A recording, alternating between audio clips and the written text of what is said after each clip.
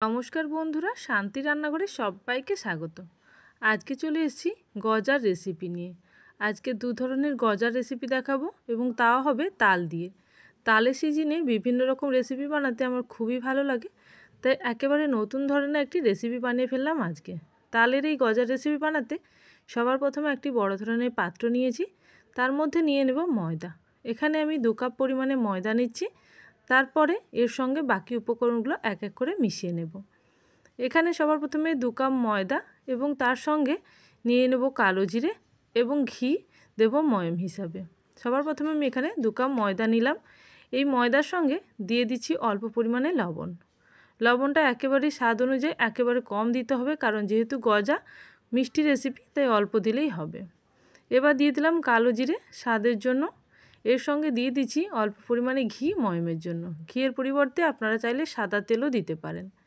সাদা তেল দিলে এর টেস্ট কিন্তু তালের টেস্টটা খুব ভালো থাকে। যেহেতু আমার কাছে এখন সাদা তেলটা অ্যাভেলেবেল নেই, তাই আমি ঘি দিয়ে করছি। এখন ঘিটাকে খুব ভালো করে মাখিয়ে নিলাম। এবার ময়মটা রেডি হয়ে গেছে। এর সঙ্গে দিয়ে দিচ্ছি তালের মাড়। এখানে আমার 2 কাপ ময়দার সঙ্গে আমি নিয়েছি হাফ কাপ পরিমাণে তালের মাড়। তালের মাড়টা খুবই গাঢ় আছে, তাই এখানে হাফ কাপ পরিমাণে লেগেছে। আপনাদের তালের মাড় যেরকম পরিমাণে হবে বা যেরকম থিকনেসের হবে তার উপর নির্ভর করে আপনারা অল্প অল্প করে মিশিয়ে এই ডোটা রেডি করতে হবে। এই ডোটা অ্যাকচুয়ালি আটা এবং ময়দা দিয়ে বানানো রুটির ডো যেরকম হয় সেরকম কিন্তু হবে। একটু টাইট ডো বানাতে হবে, খুব লুজ ডো কিন্তু বানালে তাতে কিন্তু হবে না। এখানে আমার আরও কিছুটা তালের মাড় প্রয়োজন হয়েছে, তাই আমি 1 টিস্পুন মতন তালের মাড় দিয়ে দিলাম। এবার খুব ভালো করে এইভাবে মাখিয়ে নিয়েছি ডোটা। এবার ডোটাকে রেস্টের জন্য 10 মিনিট রেখে দেব। ঢাকনা দিয়ে ডোটাকে 10 মিনিট রেস্টের জন্য রেখে দিতে হবে। আর যদি না চান সেক্ষেত্রে সঙ্গে সঙ্গেও বানাতে পারেন। এখন আমি 10 মিনিট পরে ঢাকনাটা খুলে নিচ্ছি। ডোটা কিন্তু খুব সফট হয়েছে। এবার এই ডো থেকে লেচি কাটবো। এখানে যেহেতু আমি 2 ধরনের গজা বানাবো, একটা খানিকটা নরম সফট গজা এবং একটা বানাবো একদম শক্ত এবং ক্রিস্পি গজা, যেটা আপনারা অনেক দিন স্টোর করতে পারবেন। গজা বানানোর জন্য এখানে আরেকটি উপকরণ রেডি করতে হবে। যেমন এখানে আমি নিয়ে নিয়েছি অল্প পরিমাণে সাদা তেল এবং তার সঙ্গে নিয়ে নিচ্ছি কর্নফ্লাওয়ার। কর্নফ্লাওয়ারের জায়গায় চালের গুঁড়োও ব্যবহার করা যেতে পারে বা ময়দাও ব্যবহার করা যেতে পারে। কর্নফ্লাওয়ার দিলে খুব ভালো ক্রিস্পি হয়, তাই কর্নফ্লাওয়ারের একটা এরকম মিশ্রণ বানিয়ে নিলাম। এবার একটি বেলনি চাকতি নিয়ে নিয়েছি। এই বেলনি চাকতির মধ্যে বাকি রেসিপিটা এইভাবে রেডি করতে হবে। তাই এখন আমি পুরো ডোটাকে দুভাগে ভাগ করে নিচ্ছি। দুটো রেসিপির জন্য দুভাগে ভাগ করে নিলাম। এবার একটা ডো নিয়ে নেব। একটা ডো নিয়ে সবার প্রথমে আমি গজার রেসিপিটা বানিয়ে নিচ্ছি। এই গজা আমি যেভাবে বানাচ্ছি সেভাবে বানিয়ে কিন্তু আপনারা স্টোর করে রাখতে পারেন প্রায় 1 থেকে 2 মাসের জন্য। এখন আমি খুব ভালো করে এইভাবে কিন্তু কেটে নিচ্ছি। কাটার সময় সমান মাপের কয়েকটা টুকরো করে নিচ্ছি। আপনারা চাইলে এর থেকে বড় টুকরোও করতে পারেন, তবে যেহেতু আমার চাকতিটা ছোট তাই আমি ছোট টুকরো করছি। এবার এটাকে বেলে নেব। অল্প ময়দা দিয়ে একেবারে পাতলা করে, রুটির থেকেও পাতলা বেলে নিতে হবে। যতটা পাতলা করা যায় ততটাই কিন্তু বেলে নিতে হবে। এখন দেখুন খুব ভালো করে আমি এইভাবে পাতলা করে বেলে নিচ্ছি। যতটা বড় করা যায় ততটা কিন্তু আমি করে নিচ্ছি। একটু চৌকো টাইপের রেডি করেছি। এর উপরে আমি এবার দিয়ে দেব ওই কর্নফ্লাওয়ার এবং তেলের মিশ্রণটা। অল্প অল্প করে দিয়ে এইভাবে পুরোটা ছড়িয়ে দিতে হবে। এরপরে ওপর থেকে অল্প ময়দা ছড়িয়ে দিচ্ছি। এরপর এটাকে এইভাবে রোল বা ফোল্ড করে নিতে হবে। এবার আমি ওপর থেকে অল্প পরিমাণে আবারও সেই মিশ্রণটা দিলাম। যদি মনে হয় কম হয়েছে তাহলেই দেবেন, না হলে কিন্তু না দিলেও চলবে। এখন আমি এইভাবে আবারও ওপর দিক থেকে ফোল্ড করে নিচ্ছি। এইভাবে চৌকো শেপে রেডি করে নিতে হবে। তারপর এটাকেও আবার বেলে নেব বেলনির সাহায্যে। আবারও মোটামুটি পাতলা করেই বেলে নিতে হবে। এরপরে আবারও এটাকে ভাঁজ করব, তাই এটাকে এইভাবে লম্বা স্ট্রাইপে রেডি করলাম। এরপর আবারও ওই মিশ্রণটা নিয়ে ওপরে দিয়ে দিলাম। এইভাবে দিলে এই গজার ভেতরে একটা লেয়ারের সৃষ্টি হবে এবং গজাটা খুবই ক্রিস্পি হবে। এখন আমি অল্প ময়দা ছড়ানোর পর দুদিক থেকে এইভাবে ফোল্ড করে দিচ্ছি।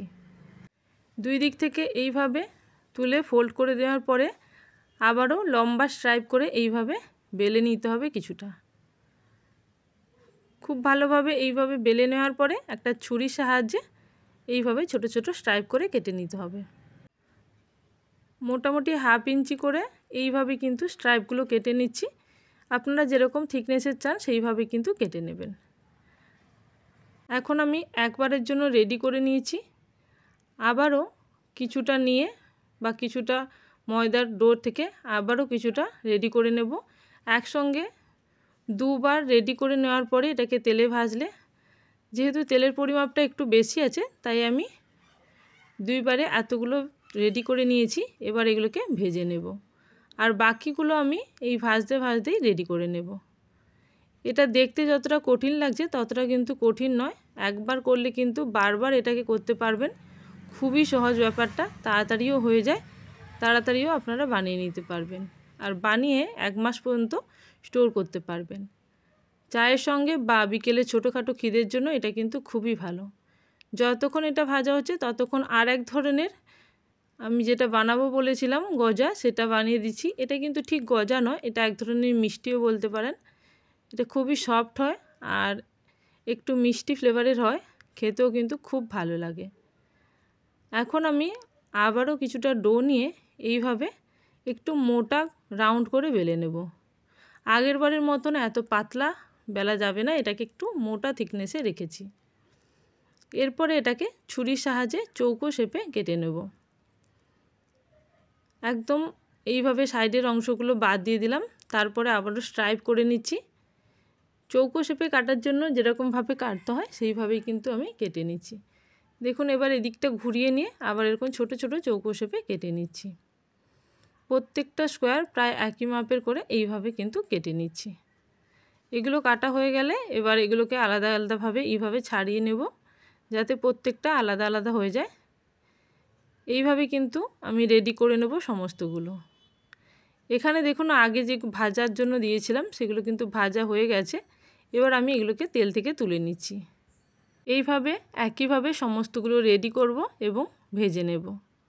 সেমভাবে এই তেলের মধ্যেই আমি চৌকো করে কাটা ময়দাগুলো দিয়ে দিচ্ছি একইভাবে।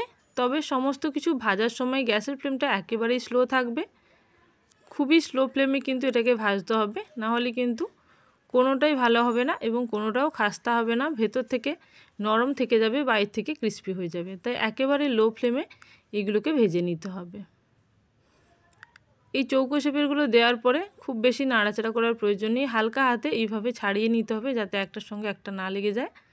তবে তেলে পাওয়ার পরে একটু দেখবেন ফুলে উঠবে।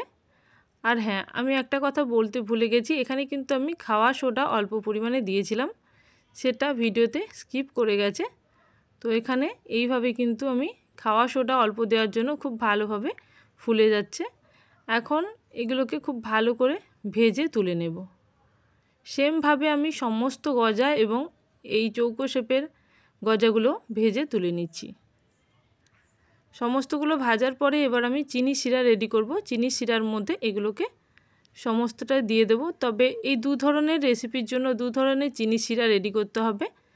আমি একবার রেডি করেই দু ধরনের চিনি শিরা রেডি করব কিভাবে সেটাও কিন্তু আপনাদের সঙ্গে শেয়ার করছি। এখন সমস্ত গজাগুলো রেডি হয়ে গেছে।